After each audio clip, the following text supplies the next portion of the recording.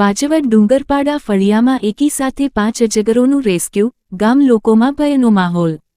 તાજેતરમાં વાજવડ ડુંગરપાડા ફળિયામાં એકી સાથે 5 અજગરોનું રેસ્ક્યુ કરવામાં આવ્યું હતું।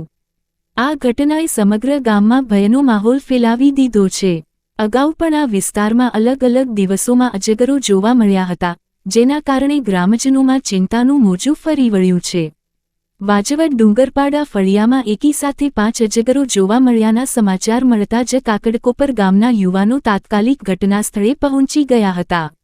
યુવાનોએ ભારે જહેમત બાદ 5 અજગરોને સલામત રીતે પકડી લીધા હતા। આ અજગરોની લંબાઈ આશરે 8થી 10 ફૂટ જેટલી હતી। યુવાનોએ પકડેલા અજગરોને નજીકના જંગલમાં છોડી દેવામાં આવ્યા હતા। એકી સાથે 5 અજગરો જોવા મળવાની ઘટનાથી ગામ લોકોમાં ભયનો માહોલ ફેલાઈ ગયો છે। ગ્રામજનો હવે પોતાના બાળકોને એકલા બહાર મોકલતા પણ ડરી રહ્યા છે।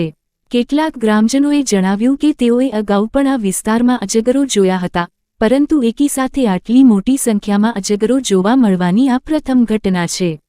વાજવડ ડુંગરપાડા ફળિયામાં અજગરો જોવા મળવાની આ કોઈ પ્રથમ ઘટના નથી।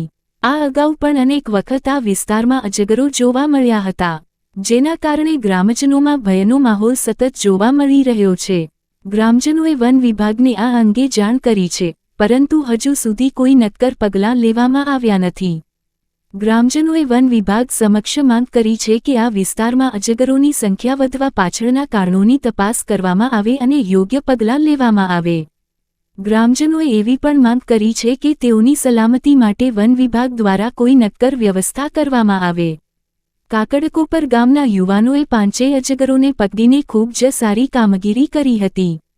યુવાનોએ પોતાની જાનના જોખમે અજગરોને પકડ્યા અને જંગલમાં છોડી દીધા।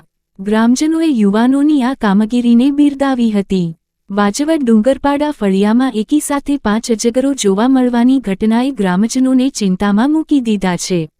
વન વિભાગે આ અંગે યોગ્ય પગલાં લેવા જોઈએ અને ગ્રામજનોની સલામતીની ખાતરી આપવી જોઈએ।